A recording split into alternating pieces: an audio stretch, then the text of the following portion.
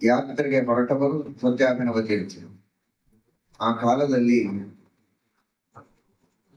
ಕಾಶಿ ಮಠದ ಯತಿಗಳು ರಾಘವೇಂದ್ರ ಯತಿಗಳು ಅವರು ಸತ್ಯಾಭಿನವ ತೀರ್ಥ ಶ್ರೀಪಾದಂಗಳವರ ಬಗ್ಗೆ ವಿಶೇಷವಾದ ಅಭಿಮಾನದಿಂದ ಬಂದು ಸತ್ಯಾಭಿನವ ತೀರ್ಥರಿಗೆ ಹೇಳುತ್ತಾರೆ, ಕಾಶಿಯಲ್ಲಿ ಪರಿಸ್ಥಿತಿ ಬಹಳ ಗಂಭೀರ ಇದೆ, ವಿಶ್ವನಾಥನ ದರ್ಶನಕ್ಕಂತೂ ಅವಕಾಶ ಇಲ್ಲ, ಗಂಗಾ ಸ್ನಾನವನ್ನ ಮಾಡಬೇಕು ಅಂತಂದರೂ ಕೂಡ ಬಹಳ ಕಷ್ಟ ಇದೆ.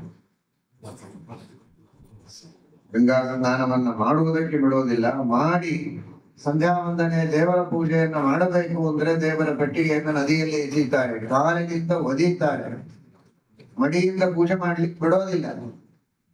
ಇಷ್ಟು ಕಷ್ಟ ಇದೆ. ಇಷ್ಟಾದರೂ ನಿಮಗೆ ಬರಬೇಡಿ ಅಂತ ಹೇಳೋದಿಲ್ಲ.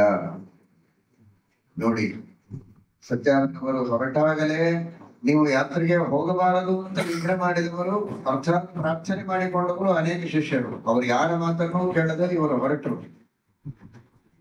ಕಾಶಿಗೆ ಇನ್ನು ಒಳಗೆ ಹೋಗಬೇಕು ಅಂದಾಗ ಅಲ್ಲಿಯೇ ವಾಸವಾಗಿದ್ದಂತಹ ಯತಿಗಳು ಅಲ್ಲಿಯ ಸತ್ಯ ಸಂಗತಿಯನ್ನು ತಿಳಿಸಿಕೊಡ್ತಾರೆ. ಆದರೂ ಇವರ ಶ್ರದ್ಧೆಗೆ, ಇವರ ವಿಶ್ವಾಸಕ್ಕೆ ಯಾವುದೇ ಧಕ್ಕೆ ಬಂದಿಲ್ಲ. ಗುರುಗಳ ಅನುಗ್ರಹದಿಂದ ಎಲ್ಲವೂ ಸರಿಯಾಗತ್ತೆ, ಅವರು ಉಪಾಯವನ್ನು ತೋರಿಸ್ತಾರೆ ಎನ್ನುವ ವಿಶ್ವಾಸ. ಅವರ ಒಳಗಿನ ಆ ವಿಶ್ವಾಸವೇ ರಾಘವೇಂದ್ರ ಯತಿಗಳಿಂದ ಅವರ ಅತ್ಯಂತ ಪ್ರೀತಿಯ ಅಭಿಮಾನದ ನುಡಿಗಳಿಂದ ತೋರಿಸಿಕೊಂಡಿದ್ದು. ಅವರು ಹೇಳಿದರು, ನೀವೇನು ಚಿಂತೆ ಮಾಡಬೇಡಿ, ಬನ್ನಿ ನಾವು ವ್ಯವಸ್ಥೆ ಮಾಡ್ತೇವೆ. ಒಂದು ಉಪಾಯ ಇದೆ. ಏನು ಉಪಾಯ? ನೀವು ಯಾವ್ದಾದ್ರು ಧರ್ಮಶಾಲೆಯಲ್ಲಿ ಇಳಿದುಕೊಂಡ್ರೆ, ದೇವಸ್ಥಾನಗಳಲ್ಲಿ ಇಳಿದುಕೊಂಡ್ರೆ, ಯಾರದಾದ್ರೂ ವೈಯಕ್ತಿಕ ಮನೆಗಳಲ್ಲಿ ನೀವು ಹೇಳಿದ್ರೆ ಸಮಸ್ಯೆ ಆಗ್ಬಹುದೋ ಏನೋ.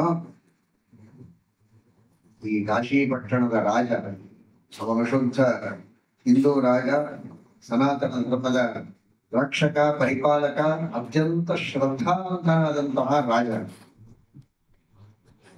ಅವನ ಮನೆಯಲ್ಲಿ ನಿಮಗೆ ಉಳಿದುಕೊಳ್ಳುವ ವ್ಯವಸ್ಥೆಯನ್ನು ಮಾಡಿಕೊಡುತ್ತೇವೆ. ಅವರು ನಮಗೆ ಅತ್ಯಂತ ಪ್ರೀತಿ ಪಾತ್ರರು, ಅವರ ಮನೆಯಲ್ಲಿ ವ್ಯವಸ್ಥೆ ಮಾಡುತ್ತೇವೆ, ನೀವೇನು ಚಿಂತೆ ಪಡಬೇಡಿ ಅಂತ ರಾಘವೇಂದ್ರ ಯತಿಗಳು, ಕಾಶಿ ಮಠದ ಸ್ವಾಮಿಗಳು ಸತ್ಯಾಭಿನವ ತೀರ್ಥರಿಗೆ ಹೇಳಿದಾಗ ಸತ್ಯಾಭಿನವ ತೀರ್ಥರು ಸಂತೋಷದಿಂದ ಕಾಶಿಯಲ್ಲಿ ಪ್ರವೇಶ ಮಾಡುತ್ತಾರೆ.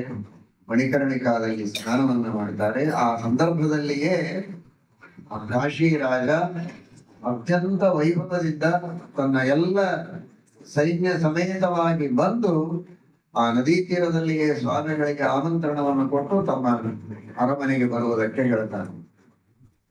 ಎಂತಹ ಅದ್ಭುತವಾದ ಅರಮನೆ!